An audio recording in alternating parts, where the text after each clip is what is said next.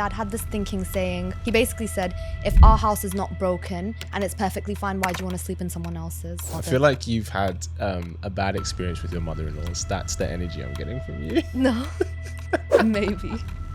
Maybe. That's so funny. Have you Just don't date a boy that lives with his mom when he's over like 27, 28. You know full well, whenever a guy asks you out, you know he's asking you out because he's physically attracted to you. But him actually disclosing that's going to put you off. You can hold my hand, that's fine. Yeah, but that's And you can have a little cuddle, but that's it. Yo guys, welcome back to another episode on my channel. I'm sitting in this spot, which means I've got a great conversation lined up for you today. You know, on this channel, we love to talk about all things dating, relationships, and seeing what we can do to attract the kind of person we want. So without further ado, please welcome back Madz to the show. Hi guys, it's lovely to be back again. Lovely to see you again. How have you been? You're looking like you're glowing this time round. Like you were glowing before, but you're on a glow journey this time. How are you doing? I just feel a lot more free now than I was last time. Okay. So yeah, I just feel like I've learned a lot about life since the last time I was here. I've had to explore like my self-love a lot more. And like I've been on lots of different journeys and like been exposed to lots of different environments as well since we last spoke. So I feel like it's just taught me a lot about myself and life in general. Okay, well, we're definitely going to get into that. But you know me, I always love to jump in, right? So tell us your age or your age range.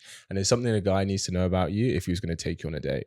So I'm 28, and if someone was to take me on a date, they have to know I'm a very strong, independent woman. I literally said this last time, and I am standing by it right now. 100%. So, yeah. So is that, when you've told guys that, has that been met with like really positive energy, negative, or is it a mixture, or they don't really say anything about it? Well, it kind of does drive them away because a lot of guys do look for girls that they can just, I think, mold at times, or like traditional girls. They'll look for girls that are willing to fit into that traditional like image of a woman that they expect, like someone to look after the family, like basically like a housewife, someone to take care of the house, that can cook, that can clean. Yeah. Like when women talk, they're not really supposed to say my work comes first. They're supposed to kind of say like, I want to be a mother, one day I want to have a family, things like that. So when I kind of flip the tables on them and I'm like, I'm not ready for marriage yet, I kind of want to focus on my career first, it kind of pushes them back. Like I've not really heard girls talk like that before. Yeah, interesting. It's weird. It's interesting because I'd say more girls of this generation, even the generation before us, have prioritized their career, especially in like their 20s, right? Yeah, and then it's their 30s. But when they meet a guy, have you not seen that shift happen slightly? Gradually, it does happen. What shift? What's the shift? The shift from my career is important to then my man and our life together is more important, and they'll gradually like start shifting more towards their relationship and pursuing the man and just building that ideal life around them, rather than building their own ideal life and then getting a man to complement it. Do you get what I'm trying to say? Yeah, I do get what you're trying to say. Is there not a way, can both not be a priority? You build your career, but you're also developing this certain relationship? You can, but when you're building your career, in terms of my career, when I'm trying to build it, I have no time for anything else.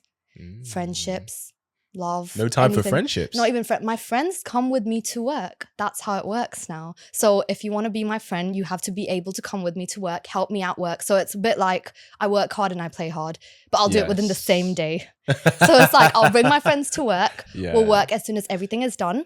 We enjoy ourselves, but they'll always come with me to work. I have not met a friend one-to-one where I've not brought them to work with me.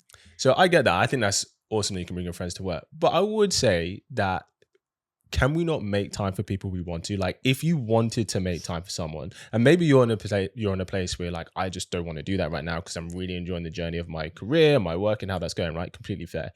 But you could make time for someone without it taken away from your work if you wanted to. Like it's like if you dedicate a day to someone or like an afternoon. Oh yeah, definitely. You know what I mean? But that would have to be planned beforehand. Yeah, like I don't do anything like last minute as well, because I feel like if someone's asking you to hang out last minute, you're like a last minute option for them. Why have they not thought about this beforehand? It's like sometimes, you know, when you think like when someone's asking you to hang out last minute, it's like because someone else has cancelled on them. Yeah. Now they're asking me because that gap is open. Maybe they're free. They're just like, oh, do you just want to come around as well today?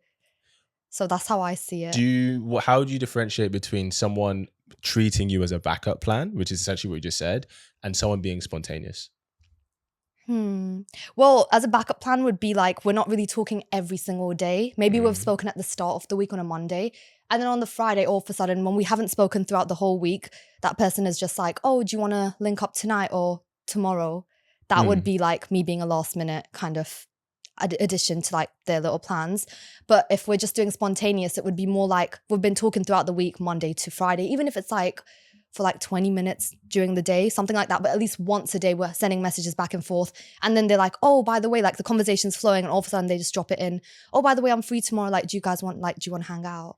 So are you talking about guys? You talking about friends? Everyone in general. So like, yeah. so if like one of your close friends, let's say you hadn't taught that week, right? And let's say it was Saturday and she messaged you that morning, hey babe, hope you had a great week. Would love to see you tonight if you're free. Like, do you want to come over for some food and drink? Would you be like, she's treating me as a backup plan? What a bitch. Is that how you would No, like, but I would think like, why are you telling me now?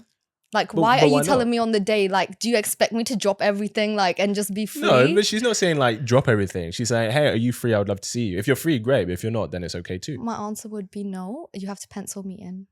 Wow, wow. Even her friends has penciled you in. Have you always been like that, or is that only recently? No, recently. Because right now I am on full driving career mode, like my eyes on the prize, and I am not letting go of that. So. What is the prize for you right now?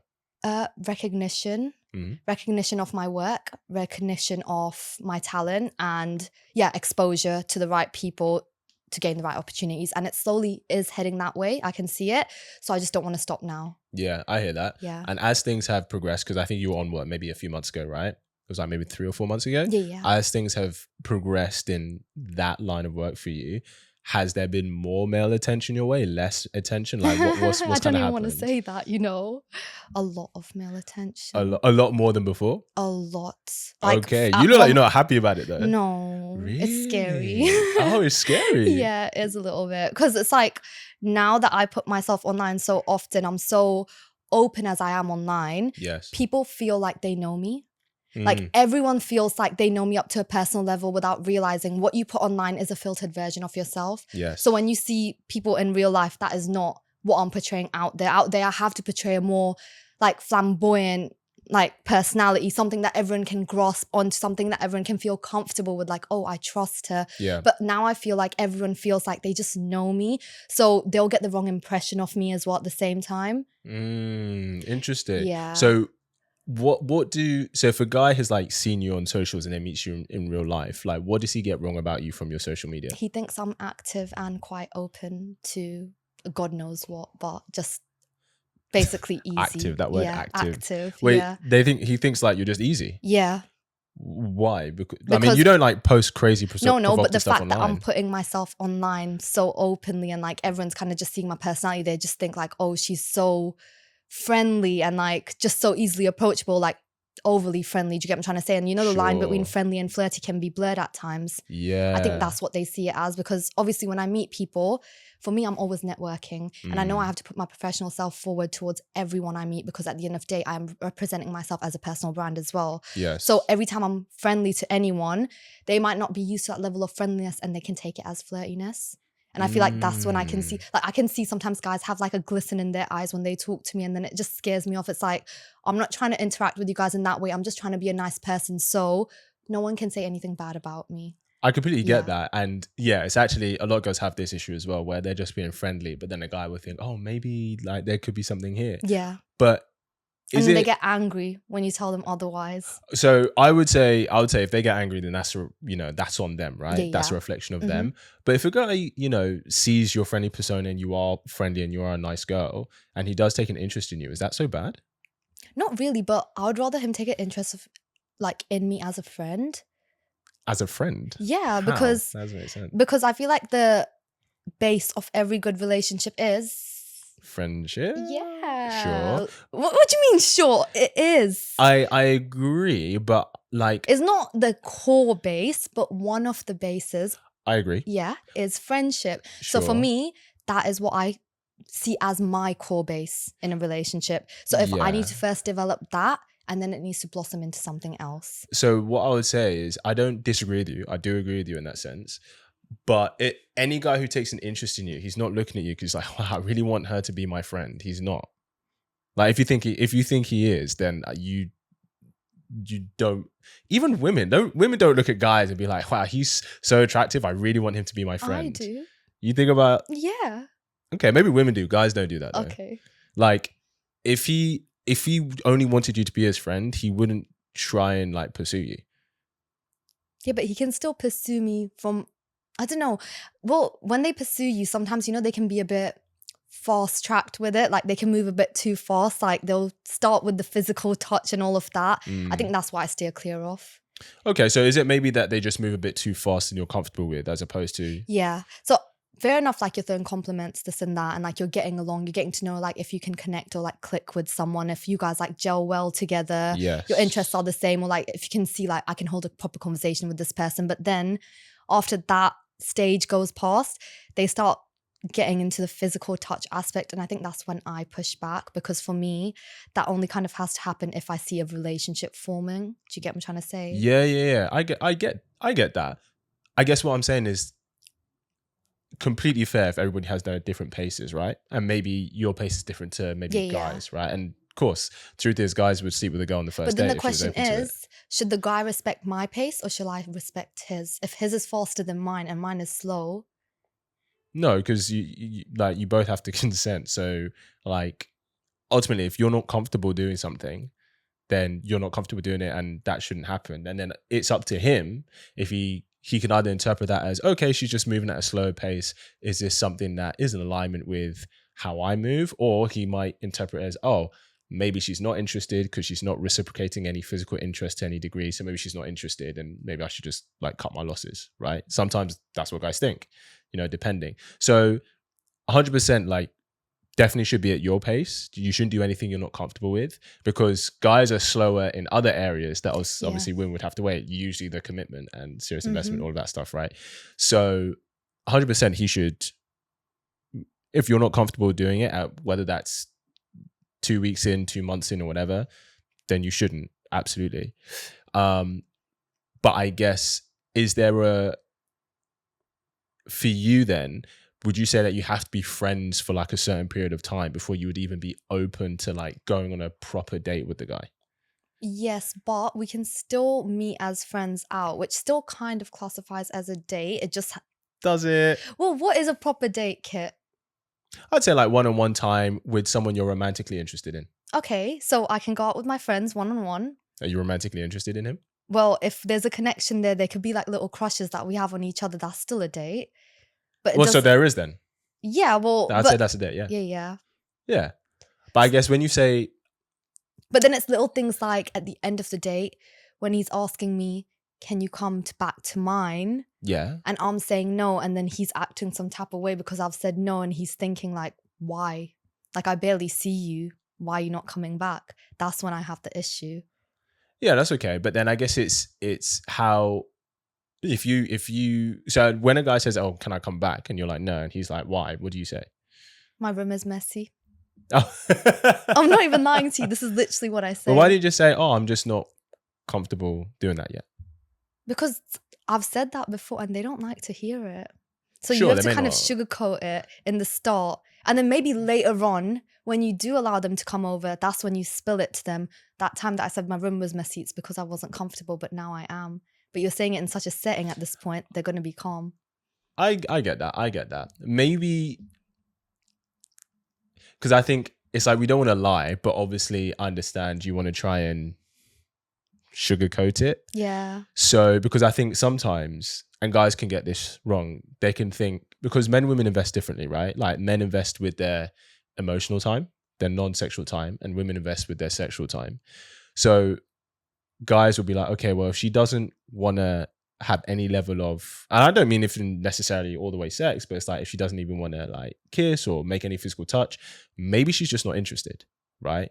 You can hold my hand, that's fine. They can hold my hand, that's fine. Yeah, but that's and you can have a little cuddle, but that's it. Well, I think if you kiss someone, then that shows interest. I would say from that, like hand, yeah. Would you hold someone's hand on the first date? Okay, though? but if you're a person that has not kissed many people in their life, would you let that kiss happen that easily? No, I'm not saying you should. Okay. I'm just saying that guys can interpret a lack of physical interest as a lack of interest in general. Does that make sense? Yeah, no, I get that. And so if he's like, oh, why? Right? He might be thinking, oh, well, maybe you're not actually interested, but we've just spent this time together. Does that make sense? So I think one way that, and you can tell me what you think, I think one thing you could say is you could be like, as tempted as I am, I really would appreciate if we went our separate ways tonight.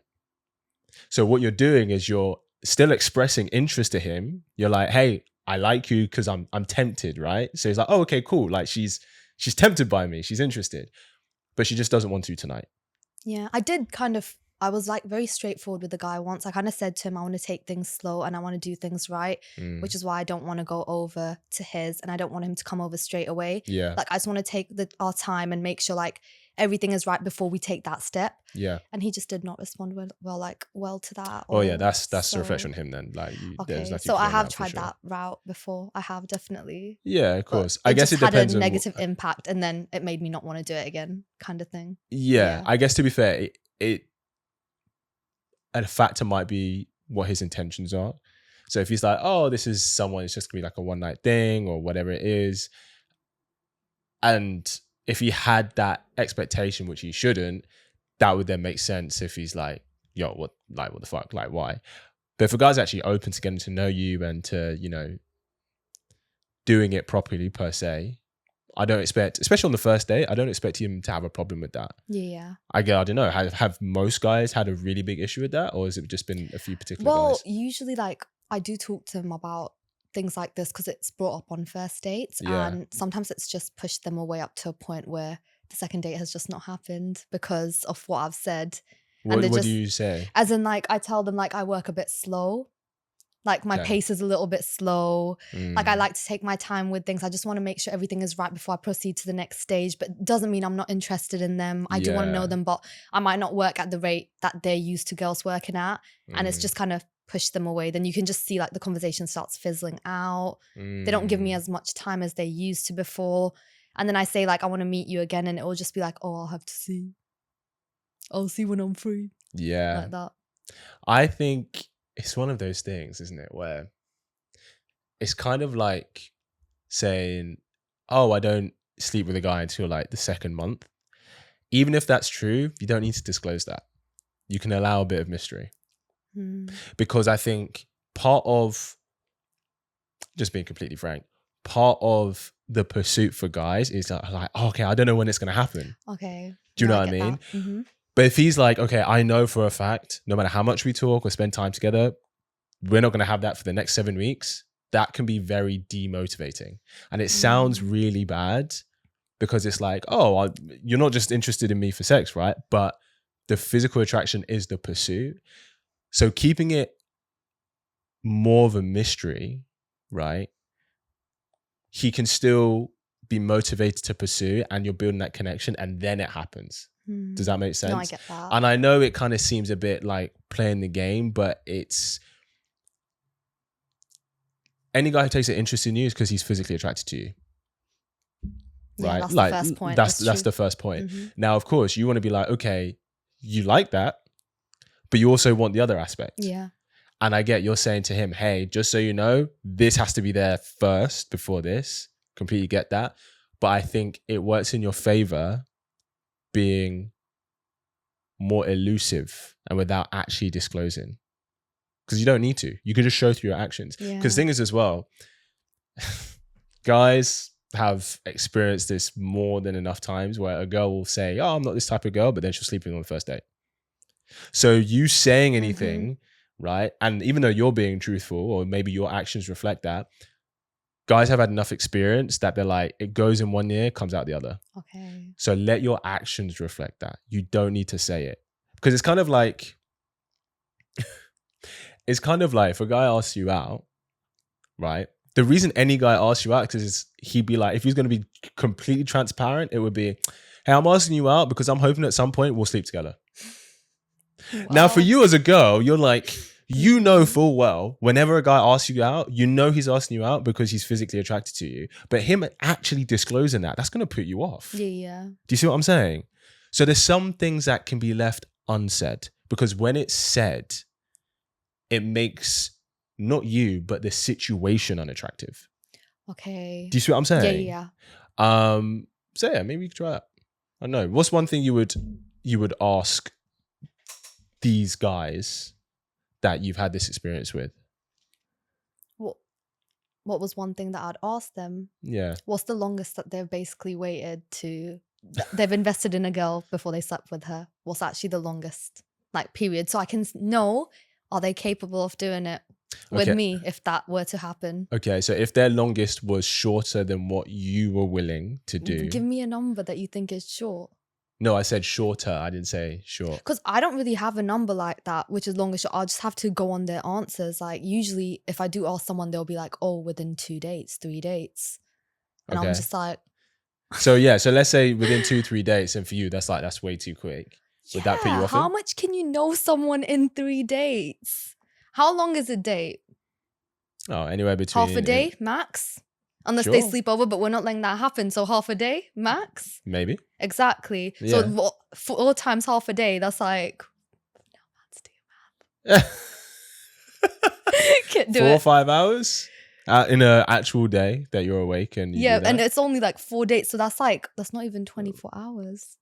It's like, sure, that's what like I mean. 16 hours. Yeah, yeah. sure. So you're No, basically, I don't disagree with you. that's what I mean. But what I'm saying is, if you ask a guy that, and he's like, yeah, within the first 2-3 dates, and that's a lot sooner than what you're usually comfortable with, would that turn you off him? Would you be like, okay, we just shouldn't? Or how would you handle that situation? Well, it would make me a little bit wary of the situation. Okay. I wouldn't take a step back, but I'd just have my guard slightly up without him knowing that it's up. And I'd see if he would try push me when those dates, the numbers match up to his number. When it goes close to like the 3rd or 4th date, I'd see how he's acting towards me and if he's repeating the same cycle kind of thing. Do you get what I'm trying to say? When you say repeating this, what cycle? As in, like, if he told me the longest he's waited for a girl to sleep with him after dating her was like 4 dates, and we've hit the 4th date, I'd want to see how he's acting towards me in the 4th date. Is he trying to move to me where he wants to sleep with me on that 4th date as well? Is it like, or can he wait for maybe 4 more dates? But he's always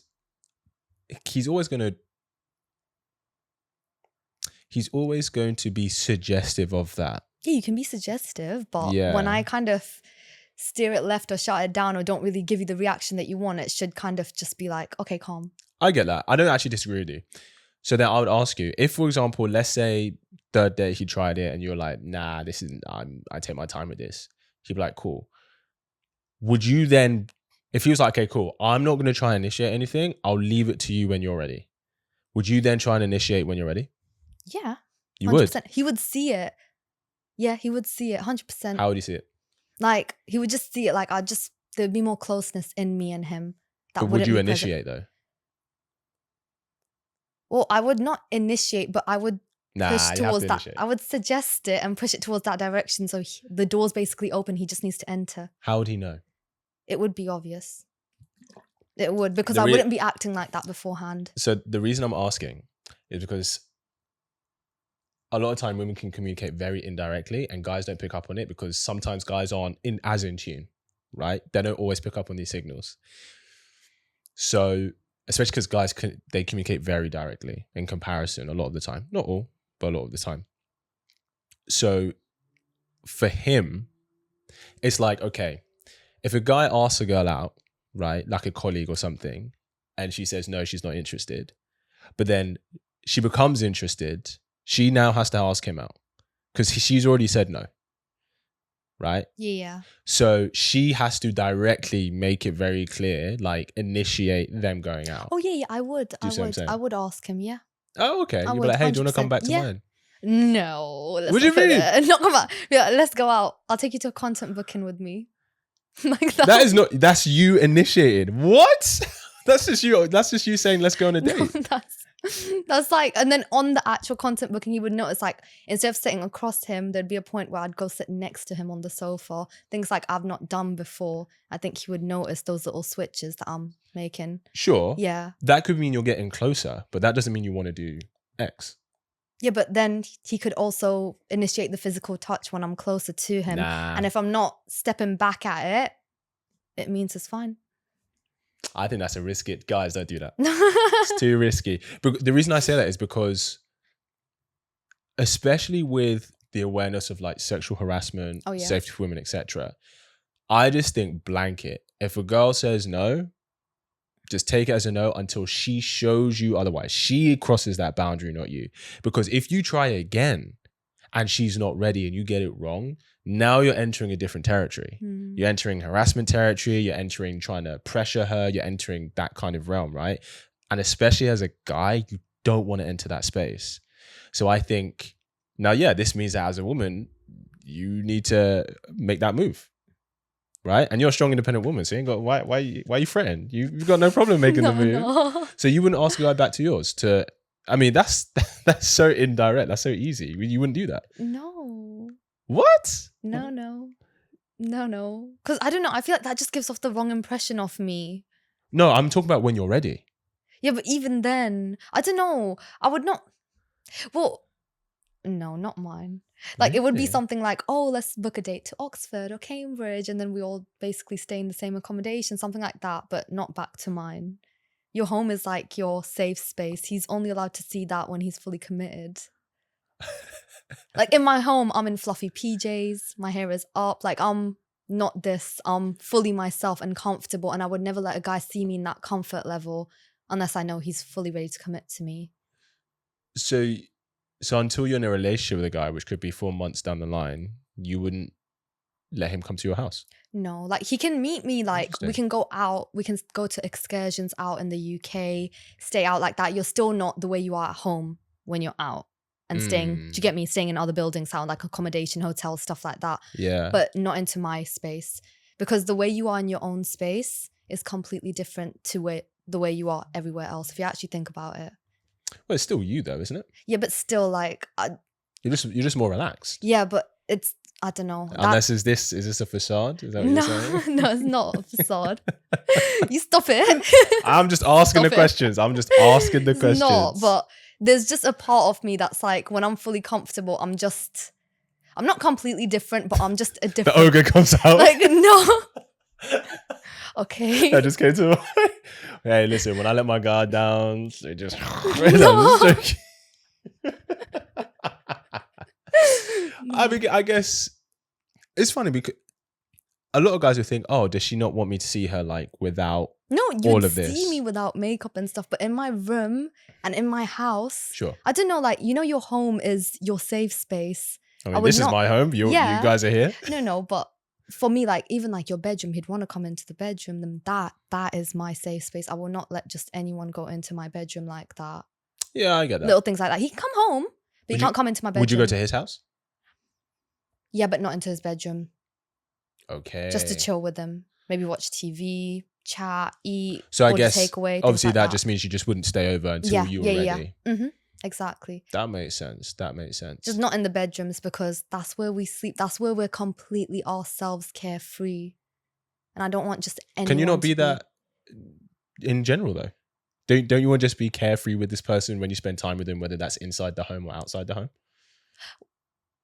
I would want to be, but then you also need to see what their intentions are entirely. So I would not want to show him that side unless I'm completely sure he wants what I want from him as well. Like, we're basically looking at the same picture and we're heading in the same direction. Yeah, I completely get that. Because then otherwise I've basically shown him a side to myself that I've only shown the people that have been my boyfriends. And for me, that's not like a little sacred thing of me. It's like, you can only see that side if you're my man.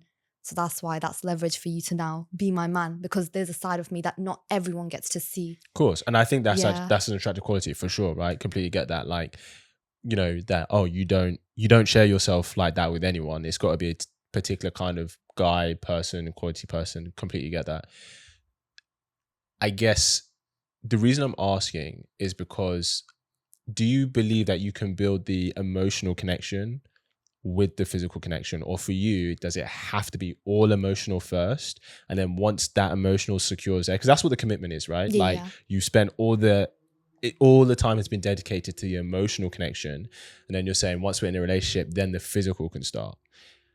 And there's no right or wrong about it, but I guess maybe in today's landscape, maybe the guys you've been meeting, because there'll be guys who might just be looking for something casual, but there will be guys who are like genuinely interested in getting to know you, who you are.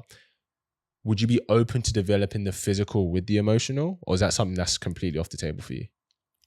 I guess I would, but then I would also be scared that if I develop the physical, it might make them not want to develop the emotional as much, because it's like they've already got that physical side now from me. And sometimes it's like they're only working on the emotional level with me to gain that physical side. But if I kind of give it, they'll be like, I don't need to like ask about our feelings like Yeah, but that can happen at any point though. So you could be, because this happens as well. A guy could be dating you for 2 months, then you sleep together, and then he just bounces. That, like, there is no guarantee in anything. That scares me. Sure, but also guys take risk as well, because if he's going to take you out, he's going to invest time in you. Because the thing is, he could invest a lot. He could invest time with you every week for the next 5-6 weeks, and you really enjoyed it, but then you just don't like him. That's not your fault. Or maybe like you meet someone else and you're like, I actually really connect with this person better. That's not guaranteed, because he can't sit here and be like, cool, well, I'm only going to invest when I know that this is definitely going to happen by this point. And if you can't give me that guarantee, then I'm not investing, right? And so that wouldn't be fair for him to say that, because nothing is guaranteed. You can't make that promise, but also he can't make that promise. Like, he can't make the promise that, okay, well, you know, once we've got this emotional connection, etc., and then we start being physical, that we're definitely together for the long haul, because you don't know. You might not even want that. You might be physical and you were like, yeah, this guy ain't for me. That actually might happen. So I get why you're saying it, because you're trying to ensure the guarantee, but you will never get that. No one gets that. Yeah, no, I get that. You can have like likelihood, like there's a way to approach it, and I completely agree with you. Building a level of emotional intimacy, having a level of friendship, so to speak, definitely is like a foundation of the relationship. But the reason I'm asking about, would you be open to building the physical? Because I think most good guys today, maybe that's what they're used to. That's the landscape. Unless you're going to choose a guy who's like really religious or like in that kind of traditional mindset, he'll probably wait till marriage for you. Do you know what I mean? No, that's how you get mommy's boys. No, thank you. Oh yeah, I have heard that. I'm telling you, that's how you get mommy's boys. And yeah, those are the kind of boys that will keep you as a girlfriend for about 6 years and then marry whoever their mom says within like 3 months of dumping you. Told you, there's no guarantee. I'm telling you, yeah. That's how you get mommy boys, the proper religious-y ones. You want a man that's independent. He still values his mom. I'm not saying don't value her, of course. I want a man who hates his mom, no contact. No. She's dead to him. No, it's like still cares about family, but has his own separate independent life. Doesn't live at home with his mom. Has his own place, but still goes to see his mother. I feel like you've had a bad experience with your mother-in-laws. That's the energy I'm getting from you. No, maybe. That's so funny. Have you just don't date a boy that lives with his mom when he's over like 27, 28. If you're loving this episode and these kinds of conversations, then I want to give you something. We recently launched the Kits Angels community. This is a sisterhood for women who are tired of what the dating scene has given them and are ready to take their love lives to the next level. It's a space for you as a woman to not be alone in your journey to love, where we learn, talk, and share our experiences as part of a strong sisterhood, with some leadership and guidance from yours truly, of course. Not to mention never before seen videos from me on how I've led dozens of women to meeting great men. And so as a thank you for watching this episode, I'm giving you a month's membership completely complimentary on me. Just click the Kits Angels link below, and when you join the group, message me the code phrase Angels Podcast and I will pay for your membership. Now back to the episode. I mean, a lot of people nowadays live at home because it's like much harder to like well, we live in London, so London's very expensive. Most people, it's very expensive to rent. It is, let alone actually buy impossible. Somewhere. You are right, but then what I'm saying is more and more people are living at home. Like, he might be living at home because he's saving to buy a house. Do you see what I'm saying? Okay, but then speak to me about that. Communicate that with me. Yeah, sure. Like, oh, I'm living at home, but yeah, I'm trying to move out in the next 2-3 years. I'm saving up. That's calm. But if it's just, oh yeah, I'm living with my mum, I'm just living at home. That's it. What if he's like, I'm living with my mum and dad? Get out. Literally. Get out. No, I hear that. I hear that. Well, why do you think guys don't have that same standard for women? That if they live at home. Because guys see a girl that doesn't live at home as she's got too much freedom at times. And she can basically do whatever. Yeah. But guys of our generation, guys see women as having freedom, period. Like, that's like normal. If a girl lives at home, usually like with us Asian girls, what it is like. Yeah, I guess I don't know about culturally. other girls, but I know in Yeah. our stance, like how other Asian guys and like even other guys that know Asian girls, they look at us in this way. If an Asian girl lives at home, yeah, she lives with her parents have given her a curfew. It's not even a curfew that their parents have given. You just know if you live with your parents at home as a girl, you have to be home before your parents go to sleep. Otherwise, that door is not opening for you. Like, it's kind of like the unmarked territory. Like, we kind of just know that. Wow, I didn't know Little it's things like like that. we're not allowed to have people over if we are both our parents are home, and they can only be downstairs where both our parents are. Little things like that. If a girl is living by herself, there's no rules like that. Do you get it? Like, she can be Yeah. doing whatever, and no one really knows what her life is like. But if she's at home, it is low-key monitored by everyone in that environment. Yeah, I guess that is a very cultural, traditional sense from, like an Asian household, I'm assuming. Yeah, no, I guess that does make sense. Because there are some people who live at home and their parents just like, hey, go do you, man. Here's a house key. Make it back alive. No. My parents don't give us the keys. They said Yeah. if we're asleep and can't open the door, you can't come in. So you have to make sure you're home before we go to bed. Even if you're like a full grown adult. Yes, even if we're over 40 years old and we're at home, this is what my dad will say. No house keys. You have to wait. You have to make sure that we are not fast asleep. And my parents will tell me, our bedtime is usually around 10, 11 latest, we'll go sleep. If we're not there to open the door if we're asleep, you can't come inside. Well, I guess, in that argument, I'll be like, okay, well, mom, I guess that just means I have to stay at a boy's house because you won't let me in. Is that what you want? They're like, no. We're like, well, give me the house key. And that's how you get disowned. Yeah, wow. Yeah, that's pretty harsh, That is pretty harsh. So what was it like for you? Did your relationship to dating and relationships change when you moved out? Yes, 100%. Okay, how did it change for So you? I didn't have a dating life before. Yeah, I was going to say. At all. It was non-existent. Like, my only guy friends that came over were gay. And my parents kind of knew that, and that's why they kind of allowed them to stay with us. Where they would stay? Over? But not in our room, in the box room. Yeah. In the box room, always. Yeah. But obviously, normal guys were never allowed to come over. If they did, they would have to come over. It would be like one guy friend comes over with a group of 4 other girls, and all of us are downstairs in the living room with like our parents around there. I mean, if I'm being honest, if that was my household, yeah, I wouldn't let any guy stay in my daughter's room with her daughter. I wouldn't let any guy stay in my daughter's room. I wouldn't. And I've had that as well, as in... My parents had a no sleepover rule, meaning no sleepovers allowed. As in friends or just guys? No sleepovers at all. Oh. I can't go to friends' house and they can't come here. My dad had this thinking saying, he basically said, if our house is not broken and it's perfectly fine, why do you want to sleep in someone else's? That was his mentality, and that was his reasoning for not having a sleepover. He's like, why do you want to sleep in someone else's house when your house is perfectly functioning? It's not like there's something wrong at yours that you can't sleep in your own bed. So then question, would you not be allowed to like, I don't know, let's say like your friend's getting married in Manchester. Oh, and no, you then would go in... we can get the hotel and all that. Yeah, that's fine. Marriage and weddings are like obviously a big part of Asian culture. Okay, let's even say not a wedding. Let's say like you want to go on holiday with a few of your friends. Oh, yeah, we're allowed to go. But okay.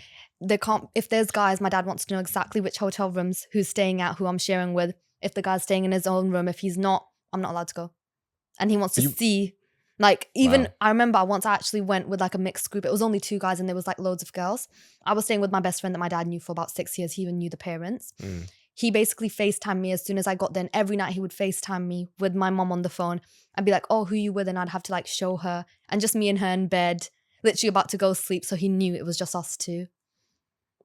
Wow. I can see why when you left, you leaned into being independent, like, and just, taking that journey for you. So for you then, since you've been like dating, meeting these guys and stuff like that, have you tried to play a different role to what you've experienced like from your own household? As in the way I was at home compared to how yes. Yes. Now I'm a lot more... you still have a similar thing of like guys not staying over. Yeah, because I think those are the values my parents kind of ingrained into me. And I feel like there was a good reason they gave me those values. Yeah. Because again, like I have a lot of guy friends. And when they do speak about other girls that are, as they call, easy.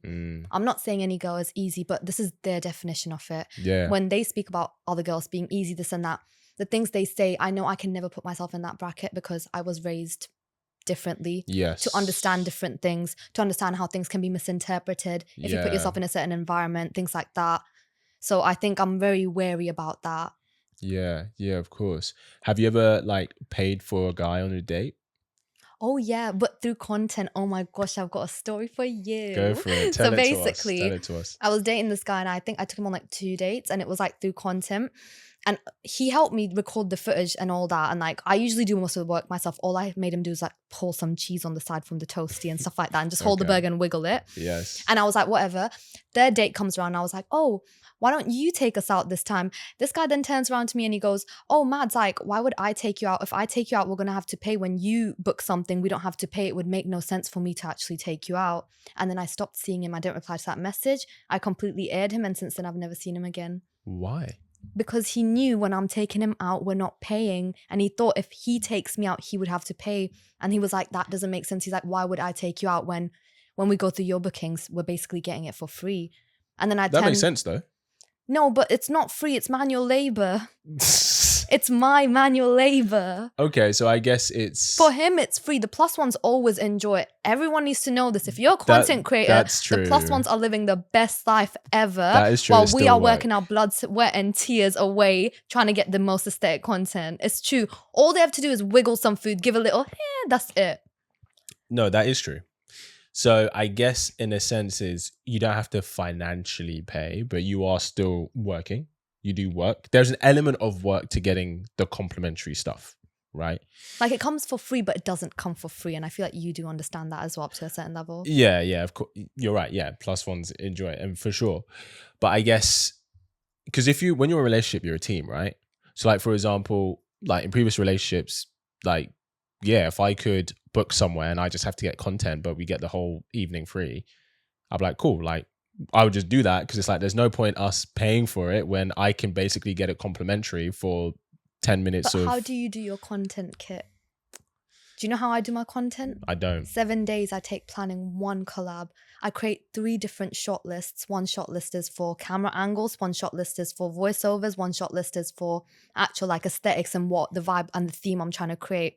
Then I have to come into this restaurant while everyone is having fun and getting drunk. As I'm getting drunk, I have to remember every single shot has to be ticked off. Yeah, it's true. I have to remember every single thing has to be ticked off. Plus, I can't look too drunk on camera. I need to do mini reviews, meaning I have to get the mics out and start talking. So I need to look completely composed. Do you get it? And there's like little shots that I need to make sure need to be done throughout the night. So for me, I'm not enjoying. I get it. Yeah. Right? You're not a passenger in an evening. Mm-hmm. And like when he takes you out, you get to just be the passenger. Yeah, I don't even get to Completely take the get it. phone out and record one thing, and I would love that. I'm 100%. kidding, guys. I love my job. I love my job, please. I don't mean it like that. I get that. So when the guy said that to you, did you explain how much work actually goes into? Not really, because I don't want to talk to a brick wall. So here's the thing.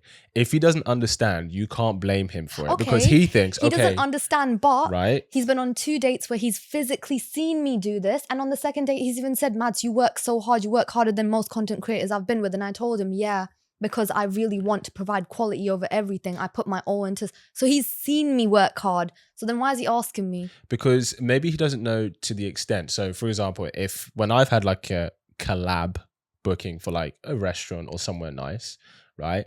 I'll get a couple of short clips of the starter, of the main and the dessert, and then maybe a clip of me walking in and me walking out, and then I edit it. That's it, right? So in terms of the actual coverage I'm getting on the actual day, I'm probably doing like 10 minutes of that and then 10 minutes editing at home to then post, and then the collab's done, right? So it's still a level of work, but I'm not, you said like you planned 7 days to do like a whole collab. I spent 2 hours filming in the restaurant and I spent 3 to 4 hours editing. Okay, so here's the thing though. So if all he maybe saw was what I said I did, but your version of that, he doesn't see the behind the scenes stuff. It's funny you say that, because every single place I film at like this, the staff has come up to me and physically said to me, we have seen no influencer work harder than you. You're really raising the bar high. And he has been right next to me when that has been said. So you're not even crediting. Do you get me? Everyone else is noticing it except for you. Yeah, because maybe his interest in you isn't about how you work, but it's about but still, who if you someone are. were to say that, if I was with a guy that was a content creator and someone would say that, I'd be like, raw. Why is she saying that? There must be something he's doing differently for everyone else to notice that. Sure. Even the staff are commenting. They don't even know me. Yeah, this boy knows me better than the staff. I get you. I'm just saying that guys take note of different things. I don't know. So like, for example, he would definitely notice like somebody else saying, oh my goodness, like I love your style, or you look so beautiful tonight, right? He would 100% take note of that, because he'd be like, yeah, she is, or whatever it is. I'm not saying he's not noticed you working, but when he's with you, he's not with you to observe how you work. He's with you to spend time with you and get to know you and build a level of rapport and chemistry. But I don't think that can happen through a content booking, because in a content booking, I am putting my professional self forward. If he wants to spend time with me, like you said, it has to happen. I he agree. takes No, me I out. agree with you. Yeah. I'm just saying, if he didn't understand, how can you expect him to understand?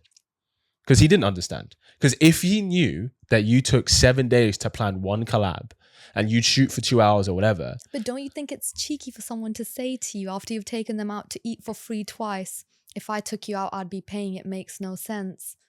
I'm not Don't not you saying think that's a bit cheeky? it is cheeky, but then there's nothing wrong with that. Like, because at the end Really? of the day, if you're going to be in a relationship, you're going to be a team, right? Yeah. So for example, if we're a team and if my partner can get us in somewhere for free, or I would have to pay for both of us, it just makes sense for her to get us in for free. Like, why would we have to pay? Why should we pay when we don't But have you to? said partner. Would Yeah. you say that to your date? That's not a partner. But if my date can get in somewhere for free, right, or I pay, they would just get me in for free. That's happened before. Like all the time though. Well, I guess it feels like an event or something. It'd be like, they'd be like, oh, It I was got an invited event, to but this like event. if you're just the two of you. Events is different. Fair enough, you can go because you're mingling with a bigger crowd. Yeah. But when it's like the personal content bookings, like the one-to-one ones, it's those ones where it's just you two in it. I'll be honest, I wouldn't ask for that. I would let her offer it. So if she's like, hey, I can And get that's us what to I this. did. That's literally what I did. I offered it twice. And the third time when I said, why don't you do it? Like take us out. Because I've taken you out twice, which makes sense, you know. I'm not saying something unreasonable here. I don't know, because you want to stay at home husband. So I don't know. That kind of goes into this territory. And I take stuff that like back, by the way. Do I you say take that back. You don't want to stay at home No, husband? no, I don't want a bum. No, thank you. Is that That's a how you're stay at gonna home get. husband a A bum? stay-at-home husband is a mummy's boy, and that's not what I want. No, hold on. You're equating two different things. Are you saying a stay-at-home husband is a bum? Yeah, he is a bum. Interesting. Do you think a stay-at-home wife is a bum? No, because that is the standards that have been put against women. Like growing up, we know that a job is like not fully to just build a career. We know like our role as a woman is to have a family, manage a house, have children, and all of that comes with a bit of a housewife responsibility to it. Oh, I would say that the roles have drastically shifted in expectations. So for example, back in the day, men were not expected to help in the household, but now they not only they do, but they are expected to contribute in the household, right? So, and in terms of, you know, whether she's going to be a stay-at-home mom, there's a difference between being like a wife and a stay-at-home mom, because a wife is the title of a marriage, right? You can take care of the home, you can work, but we're talking about a stay-at-home wife. It depends on motherhood as well. Like some women find it really hard to juggle motherhood with. No, let's take away careers. motherhood. Like, they don't have kids. She's a stay-at-home wife, and he works. Did she have a job beforehand? Maybe she has, but she quit because she didn't have to work anymore. Does that make her a bum? Did he tell her that she doesn't have to work anymore? Or was that her choice? No, he said... Did he say to her, like... He didn't say you have to quit. Yeah. Did he say to her, like, it's fine if you don't work, I can manage us both? Like, that gave her that security blanket? Yeah, sure. Is that a bad thing? No, but obviously she's going to take it then. That's so like, does that make her a bum? I don't know. Good question. You've actually got me speechless. I'm just asking, because if a guy did that, you would say he's a bum, which is what you said, right? Well, if I were to physically say to the guy, I don't mind you not working, then I wouldn't say he's a bum. But obviously, the more I've researched into like stay-at-home husbands, and I've kind of had an experience before where the guy, he had a job, but he just kept not basically pursuing his job. It just kept happening. It's like he had a job for a month, would quit for 2 months, help me out in my content, try get work for another month for like a different company, work for like about 4 weeks, quit that. And I realized like it was because I was kind of implying the idea of a stay-at-home husband, but I didn't say it to him directly. But he was just heading that way where it was like, I can just be unemployed and help Madz. That's okay. You're allowed to say a stay-at-home husband is a bum, and you're allowed to say that a stay-at-home wife isn't a bum. But I'm asking you, is that what you think? I don't know. I don't know. No, for the strong, independent woman, you're not very equal, are you? No. This is how he gets you, yeah? Don't listen to him. And you don't check that I'm off just editing. asking the questions, girl. I'm just asking the questions. Yeah, but like, you know the experience you had, and you were like, you just didn't like that. That's why when you said stay-at-home husband, I was like, I was massively surprised, because most women, even if they work and he doesn't have to work, they just don't want to choose that kind of guy. But I know. guys provide security for women all the time.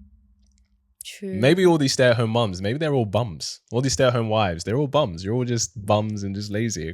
You said it, not me. It's Yeah, your I said words, it. I said it. It's your I said words. it. I It's not said me. it. It's his words. No, I'm just playing. I think, well, to be fair, if you're a stay-at-home wife or husband, that's an incredibly luxurious position to be in, because most households need 2 incomes anyway. Mm-hmm. So why is it? Because with this guy then, because obviously you've kind of shifted what you want in that sense, did it shift because he wasn't keeping down a job, or like, Well, why did it shift for you? He wasn't passionate in his career, let's put it You know, that most people way. aren't though. Then Like most find people, something that you're passionate about. I'm sorry, I'm not trying to sound rude right now, but there's plenty of careers in the world. Yeah, no one's telling you to work for someone being a 9 to 5. There's so many other things we can do in life. You just need to research and find what you're good at. So what I would Sorry, say, I just had to say it. So what I would say, I don't disagree with you, but some people's passions may not pay the bills. They may not be at a level, right, where it pays the bills. So for example, someone might have a passion for horse riding, but if they're not a jockey, you know what a jockey is? Yeah. If they're not a jockey. I actually know 2 of them personally. Oh, do you? Yeah. Oh, there you go. And they're Cool. quite They're very, successful. yeah, They're like that's great. hijabis as well. They're really sweet, both girls. Oh, sick. Yeah. Nice. Now, if they're not a professional jockey, but they have a passion for horses and horse riding and stuff, that's not going to pay the bills. So they're going to have to get another job that's going to facilitate that hobby and that passion, right? Because most people... And you can, but still in your spare time then, after your job, obviously keep pursuing your hobby till you can form it up to a level where you can match your other income, or you can basically do it full time. That's what I did. That's sure, but I did. It depends. Like jockey, if we just take like a jockey, for example, if you're like above 5'6", you can't be a jockey.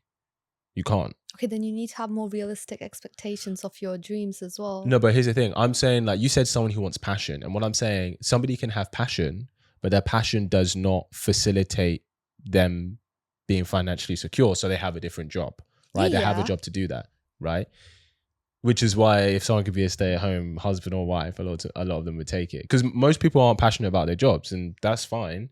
But like most people aren't. Most people who are not passionate about their jobs, are they actually doing something on the side, like a hobby where they can... Some of them are, yeah. Yeah, some of them are, but are all of them doing it? All of them will usually say things. Have you not noticed? A lot of people will just complain about their work, but they're never doing anything on the side. They sit at home and watch TV. I agree with you, but you said that you want someone to have passion, right? And I was saying they can have passion, but they may still have a job that they just don't enjoy. But they know one day they're going to still leave that if their passions start rising up. That doesn't happen. Like, as in, it really depends on what the passion is, and where they're going with that. So like I say, if someone has a passion for football, but if you're, I'd even say if you're 26 and you haven't been signed to a team, you're not going to play pro. To have a passion for football doesn't mean you can just be a footballer. You know, there's so many other categories within football itself that they can do that doesn't require them to be a young person, to be on the football field like that. Sure. I guess what I'm asking is what made you shift from wanting a stay-at-home husband to not? Well, because you can have a guy who works and has passion, but his passion doesn't pay the bills. But then, like, at the end of the day, like, fair enough, he's holding down the job. Mm-hmm. With me, it was like he wasn't holding down the job. Like, he would just get the job for the sake of getting a job. And that would be the only thing he has going for him. There would be no hobbies on the side, nothing. It would just be like, I watch football with the boys. I play FIFA, things like that. But that was it. So there was nothing else that he was doing to better his life. Sure. So I guess that's what was not nice. Yeah, I understand that. But if you had a stay-at-home husband, he wouldn't have a job. Would he? Yeah. Like that's what a stay-at-home husband is. Like it's a True. husband who doesn't have a job and he stays at home. Unless your wife owns a company, then she can just employ you into her company. No, but like if you're a stay-at-home wife or husband, but what that means is that you're not employed. Like, But you still help your partner out. yeah, you help look after the home, essentially. Like you do the domestics and stuff like that. Okay, I don't want that anymore. No, thank you. I'll just get a cleaner. They never do. I'll just get a cleaner. Do you know what's really funny? I'm pretty sure, I wonder if we can clip this. I'm pretty sure I said in the previous episode that would change. Really? Yeah. And it did. And it did. It changed a lot quicker than I thought it No. would. I thought it would take a couple of years, but it took like a few months. Life just went blop, blop, blop, blop, blop. So Literally. in that case then, what kind of husband do you want? Someone that's just career driven. Like they don't That have is to- completely different to what you said before. Literally Someone that's night just- and day. I know. That's just career. Like they don't have to do the same career as me, but what they're doing in life, they have a passion for it. They can see a direction they're heading it and they want to be someone. I need someone that wants to be someone in life. You know, I've not watched TV in over 3 years because I think it's a waste of time. No, I Like I as don't simple disagree as with that. you. Like that's what I mean. I don't waste my time doing anything that relaxes me until I've not made it. And I want a guy to be thinking on the same level as me. Because if we both work together, do you know what we can achieve? No, I don't disagree with you. It's so interesting because this is like the complete opposite of what you said that you wanted literally like 3 months ago. I know. What? But that's because I was still working then and independent, but now because my career has kickstarted, like proper kickstarted, or like my direction that I'm going in and like my mindset has just completely changed. Does anything have to do with because you're moving in circles you weren't before, and so you're seeing different kinds of guys that you're like, oh, I actually really like that. Yeah, that as well. There it is. And like I've also met other people that are very passionate. Like I'm like I said, not in the same field as me, but I've seen guys that are really passionate in what they do. They're actually building a career for them. They're building a reputation and respect for themselves.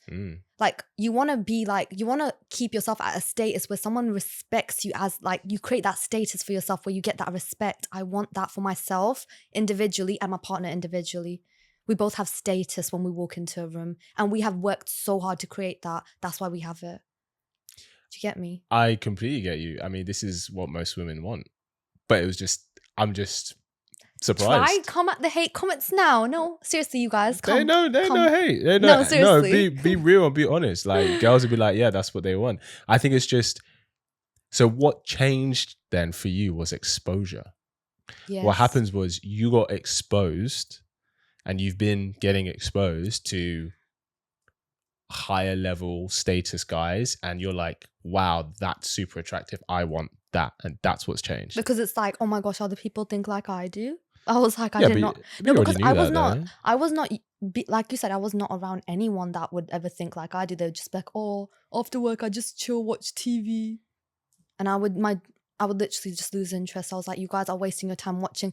Because for me, and not everyone will agree with this, when you watch TV and TV shows and you're like into it, you're watching other people's lives while yours is not at the level where you want it to be. So you're out here investing your own energy, your mind, your time in other people's lives, when instead of watching that show about someone else, you can be investing in yourself and changing your life to be even better than what you're watching. Well, it's just entertainment. Do you get what I'm trying to say? No, it's a waste of time. Really? So if a guy asked you to go to the cinema, would you say that's a waste of time? On a date, I'd go on a date like that. That's fine. But in my own personal time, you'd never see me sit down and watch TV. That's okay. You don't have to watch TV. How do you wind down? I don't. Even when I sleep, my shot list is in my head and I can literally physically see it. I don't. But what I mean is, if you're having a break, like if you're going on holiday or if you're having I have a content list for holiday as well. So I'm consistently shooting as I'm on holiday. I get that. But I mean I guess you enjoy it, right? So it's your passion and work. Yeah. Right.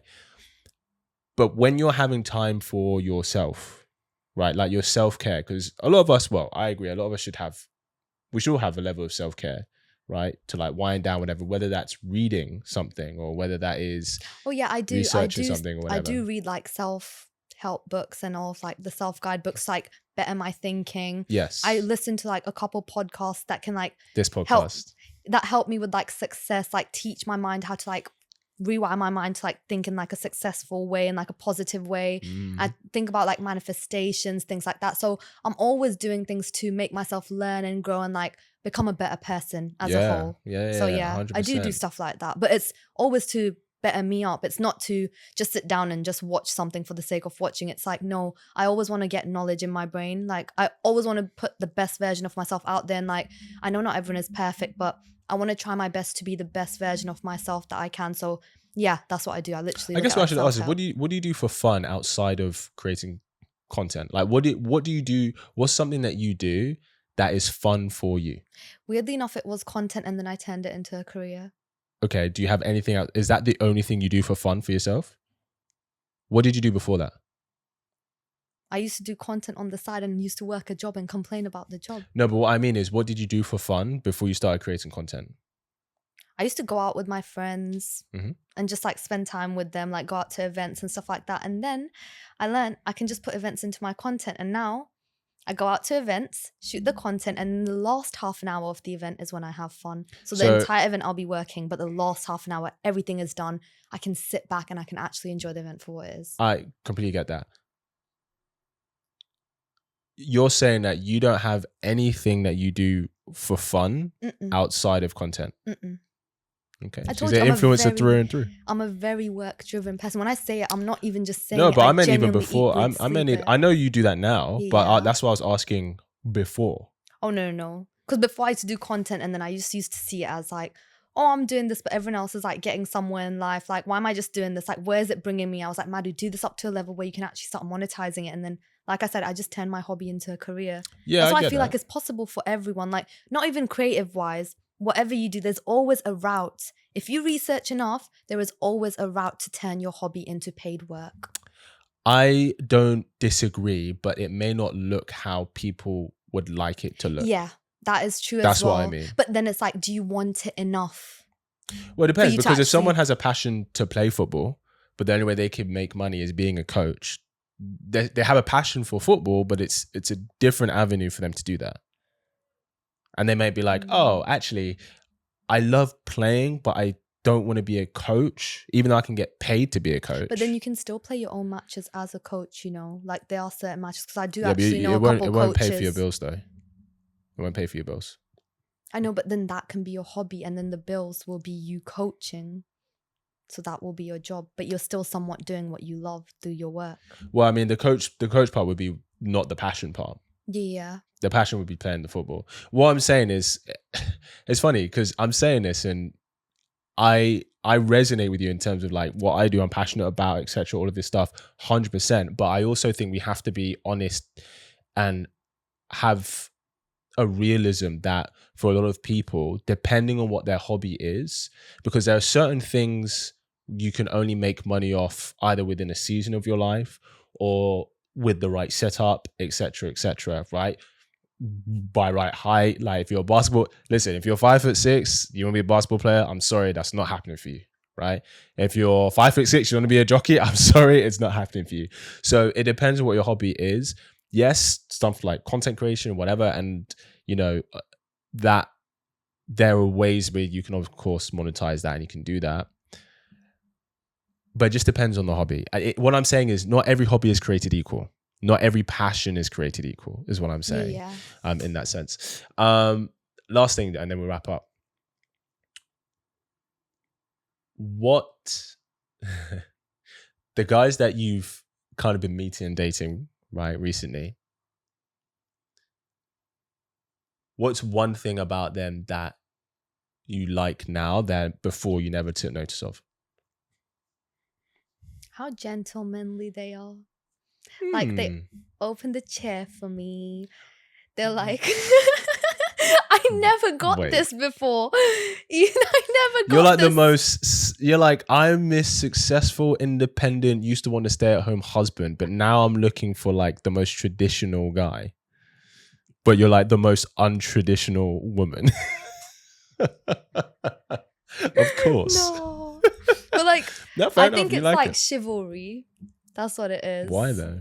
Because I've never really had that. You're strong and before. independent. You don't I know, need but it. because of that, I never really get that. And I've never asked for it. That's the thing. I will never ask for it. But when it just comes unexpected and you're just like, oh, This is nice. Guys, I told you this would change. I think I told her had this would little change. life, literally. I knew this independent, women stuff in a relationship, it wasn't going to last long. But this was quick. No. But Madz, you know it's nothing but love. We love you. I appreciate you for coming on.